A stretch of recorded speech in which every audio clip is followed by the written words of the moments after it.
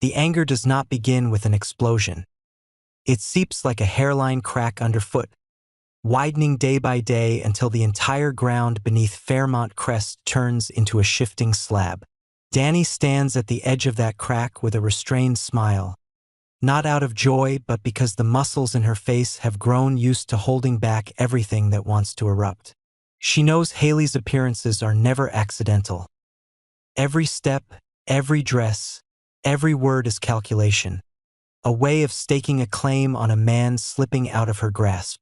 Bill, meanwhile, is no longer the rational closer of deals, but a compass scrambled by a magnetic storm. The needle swings between a past riddled with betrayal and a present bristling with provocation. Andre arrives as another force in the equation, not a gentle breeze but a twisting gust, circling Danny with the confidence of a man who understands the value he intends to reclaim. The four of them are pulled into a shared orbit where proximity generates not warmth but heat in the viscera, turning every room in the estate into a pressure chamber. There, Hayley feels each step of Bill's retreat the way one senses a slow, advancing illness. She resists with her old reflexes: control, manipulation, and when everything begins to fall from her hands, she moves into that shadowed zone where the desperate believe any act can be justified if it saves what they fear losing most. The idea of a child flares like a survival strategy, an anchor thrown into a whirlpool, regardless of the moral ground beneath her. She studies other women who kept men with the loop of a newborn's arms and convinces herself this is instinct rather than sin. Yet instinct mixed with spite becomes the most dangerous stimulant. Bill does not know the exact contours of that plan, but he feels the chill. The man who once trusted contracts, signatures, and grateful handshakes turns suspicious like a prosecutor in an interrogation room. His distance from Hayley is not only born of the kiss he gave Danny, a kiss that, at the moment of contact, made him understand he had opened a door that offered no way back, but also from a series of small traces that his intuition assembles into a picture. Calls cut short when he enters a room, delays that have no reason, a strange perfume lingering on a collar. He hires someone to scan schedules, reviews receipts, and connects locations into a curve leading to Randy. The conclusion does not slap him in the face. It seeps into his bloodstream, slows his pulse, and turns each breath into a memory he must re-examine. In that state, he looks back at the past with Danny and realizes that beneath the ash of a relationship marred by misreading and clumsy harms, embers still glow red. That kiss was not weakness. It was a survival reflex from a man drowning under the weight of betrayal.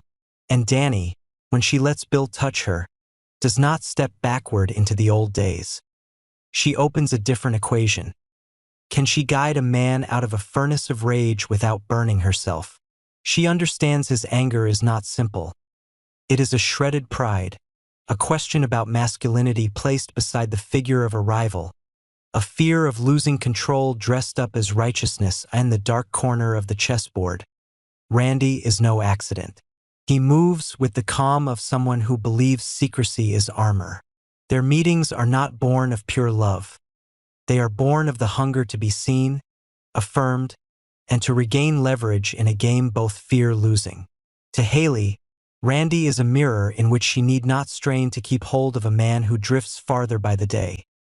To Randy, Hayley is a doorway into larger battles, an opportunity to touch higher circuits of power within the Dupree orbit by gripping both the secret and the body of a woman in confusion. When Bill traces the connection, his fury wears no form of a scream. It takes the shape of cold axe. Gather evidence, rebuild the timeline, release the right messages in the right places to force the hidden to step into light. Once the truth breaks, it shreds more than Hayley. It tears Bill's image of himself. Betrayal does not only incite hatred for the liar. It compels self-interrogation. Why did he not see sooner? Why were signs that all but scratched his eyes still ignored? From there, anger mutates into punishment. He wants everyone to ache as he does, wants Hayley's reputation to rot in whispers, wants Randy to taste the frost of a man who neither forgives nor forgets. And at that same brink, Danny sees another abyss opening, where the man she once loved is transforming into someone willing to wield power like fire, burning everything to reveal the skeleton of truth. Andre does not stand outside. He moves toward Danny like a veteran returning to an old board, knowing the most memorable openings are stored in an opponent's memory. He sees in her the strength he has always valued, the ability to stand upright amid wreckage, the coolness to make painful decisions, the mind that arranges chaos into a controllable language. Andre believes Bill is unworthy not from stubbornness but because he understands some wounds make men dangerous rather than pitiable. He increases his presence not with declarations but with results, appearing when Danny needs a shoulder as the Dupree circles shudder under dripping headlines, handing her fragments of deals and legal paths that might keep her from being pulled into the cyclone. Yet that presence shoves Danny into a blind spot. If she keeps Andre close, Bill will see an alliance against him. If she backs away from Andre, she weakens herself before a furious Bill and a Hayley ready to do anything to hold the field. The tension makes every choice double-edged, so she takes the only path left: control the narrative. Quietly she meets attorneys, audits contracts, and rings the soft spots in Hayley's life that could cost her social standing if the Randy story bursts according to Danny's design. Not to humiliate another woman, but to stem the cascading harm of Bill's blind rage. After exposure, Hayley does not collapse. People only collapse when no options remain. She, guided by a hard survival instinct, instantly erects a scaffolding of reasons to wrap herself. She persuades herself that the kiss between Bill and Danny broke the pact first, that her tie with Randy is the consequence of a shared slide, that a child, if it comes, could be a chance to fix what is broken. But self-justification cannot mask the truth. She crossed a line out of fear, not love. And when fear is the engine, outcomes lean toward the catastrophic. Rumors that she deliberately sought pregnancy to bind Bill spread through scattered parties across the wealthy enclave. Every glance, every clink of glasses feels like judgment. She is trapped between the need for a confirmation to reverse the board and the terror that the child, should it exist, might not belong to the man she wants to keep.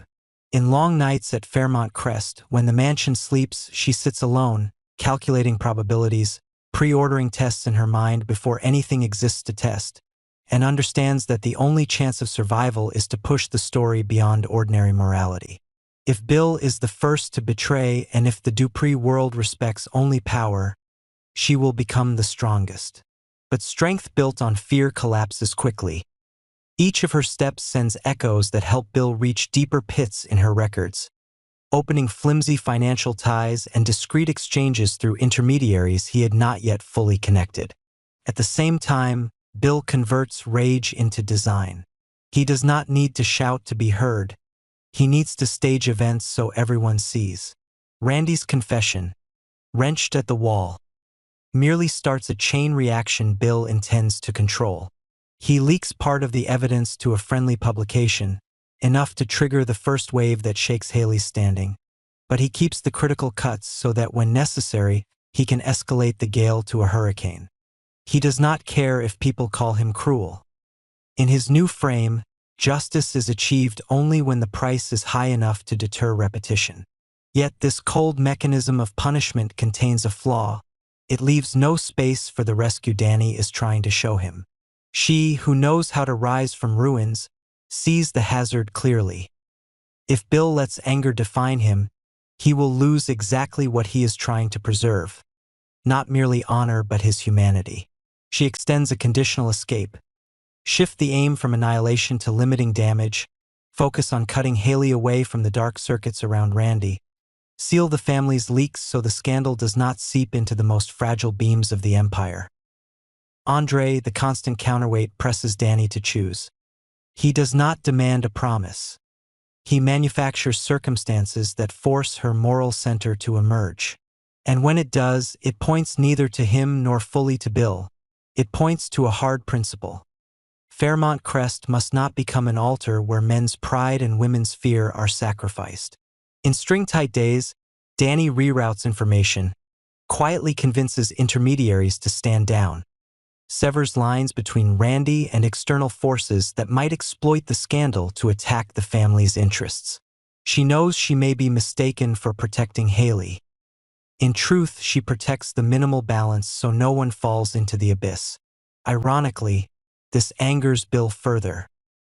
He feels his momentum being restrained, senses Danny soothing the undeserving. Injury turns to suspicion.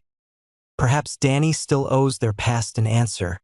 Perhaps she wants him softened so Andre can slip in. A new layer of conflict compacts inside him. He wants to trust Danny, yet fears trusting wrongly again. He wants to punish Hayley, yet begins punishing himself for letting things go this far. On the surface, the tale looks like a triangle. In fact, it is a maze with many doors. Honor, power, fear, the craving to be recognized. Hayley stands at the junction of most doors because she chooses to keep everything, and that choice places her at the weakest point. The tie to Randy, now undeniable, is no longer a secret that can be negotiated. It is a stain on a social wall where every apology acts like water that only widens the blot. If she is pregnant, the question of paternity will shatter more than a family. It will become a magnet drawing in forces eager to profit. Fairmont Crest, which once swaddled secrets in satin, turns into a glass tank.